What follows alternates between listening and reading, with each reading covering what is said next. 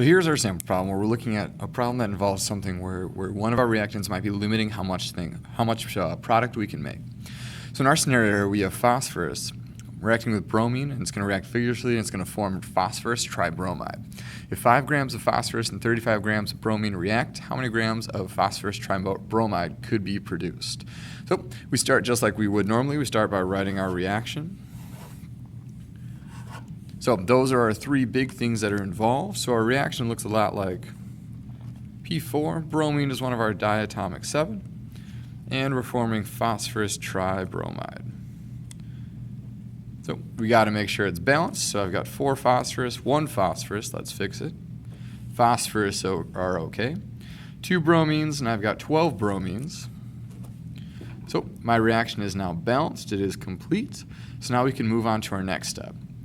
Our next step is we have to turn our gram values into mole values. So it says I have 5 grams of phosphorus and 35 grams of bromine.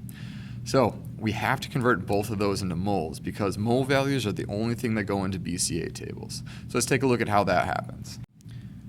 Just like in previous problems when we're converting grams to moles, we need to set up a dimensional analysis. We need to set up some multiplication division bars. So here we go. There's my multiplication sign. Here's my division bar. So my target unit goes on top, which in this case is moles.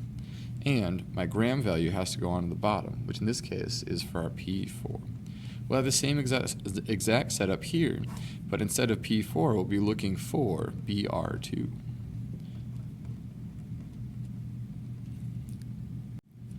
So I've got 4 phosphorus here. 1 phosphorus has the mass of 30.97, so I know 4 has a mass of 123.88 grams. Same thing here. We have 1 bromine. 1 bromine has a mass of 79.9, so I know that 2 moles of bromine has a mass of 159.8 grams. So now I can kind of run our numbers. So 5 grams times 1 divided by 123.88, I see that I have 0.04 moles of PO4 in the problem, or P4 in the problem. Same thing on the bottom. I can take that 35 value, multiply by 1, divide by 159.8, and we see that we have 0.22 moles of Br2. Now that I have both these values, I want to plug them into my BCA table. So again, using those numbers from before, I know at the very beginning I have 0.04 moles of P4, and I have 0.22 moles of Br2. Now we have to determine which one of these things is going to hold us back. Because for most reactions, we're going to have too much of one thing and not enough of the other to make sure that we're using both amounts. So we have to figure out which one is going to determine the amount of product we're going to make. So we have to work through a couple of hypotheticals. So in my reaction, notice that again, I have our starting materials here. So we started with 0.04 moles of P4 and 0.22 moles of Br2. We have to take a look at our options. So option number 1 says we're going to take all of our P4 and we're going to convert it all into phosphorus tribromide. So we're going to take that number that we have, that 0.04 moles of P4, and we're going to try and change it all into phosphorus tribromide. So we're going to see how many moles of phosphorus tribromide we're going to make. Now, in order to make that happen, in order to change it into this, we're going to have to get rid of this unit. So, in order to get rid of that unit, we have to have the same unit on the bottom of this part of our equation. So our units cancel out, and we're left with just this one. Remember, we're going to try and figure out how much phosphorus tribromide we can make. So now I look up here and I see that my relationship is a 1-to-4 comparison. So for every 4 phosphorus tribromides, I need 1 phosphorus. So we can take that value, we can take those numbers, multiply 0.04 times 4, divide by 1, and we can see that we'll make 0.16 moles of phosphorus tribromide. Now we have to take a look at our second option. Our second option would be converting all of our Br2 into phosphorus tribromide. So I've got 0.22 moles of bromine, and I want to try and figure out, well, how many moles of phosphorus tribromide will that make? And that's, of course, if we convert all of it that we have into all of our product. So we take a look up at a reaction, we notice that it's a 6-to-4 relationship. For every 6 bromine, we're going to make 4 phosphorus tribromide.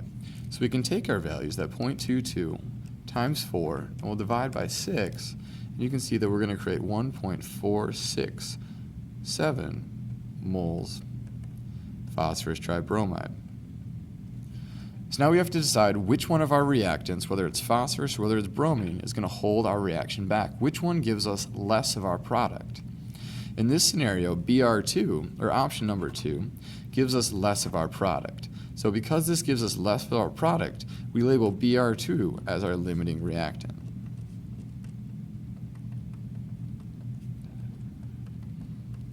So now that we've decided that bromine is our limiting reactant, every other calculation we make is going to be based off of the value of bromine that we have.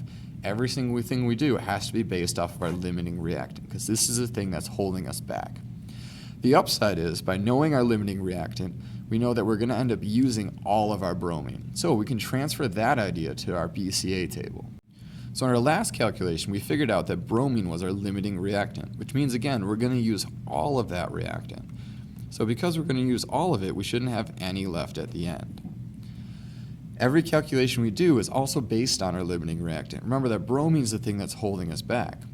We've already calculated how much phosphorus tribromide we can make. Remember in this calculation, we figured out we're going to make this much phosphorus tribromide. So we can transfer that number into our BCA table. That's how much phosphorus tribromide we're going to make at the end of our reaction. We don't have any at the beginning. We haven't made any yet. We haven't done the reaction. So the last thing we have to do is try and figure out what these boxes are. So now, remember, every calculation we do is based on our limiting reactant. So we'll base this one on it.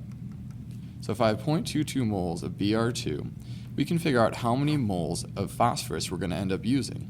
So this is where I look at my ratios or my coefficients. So it's a 6-to-1 relationship.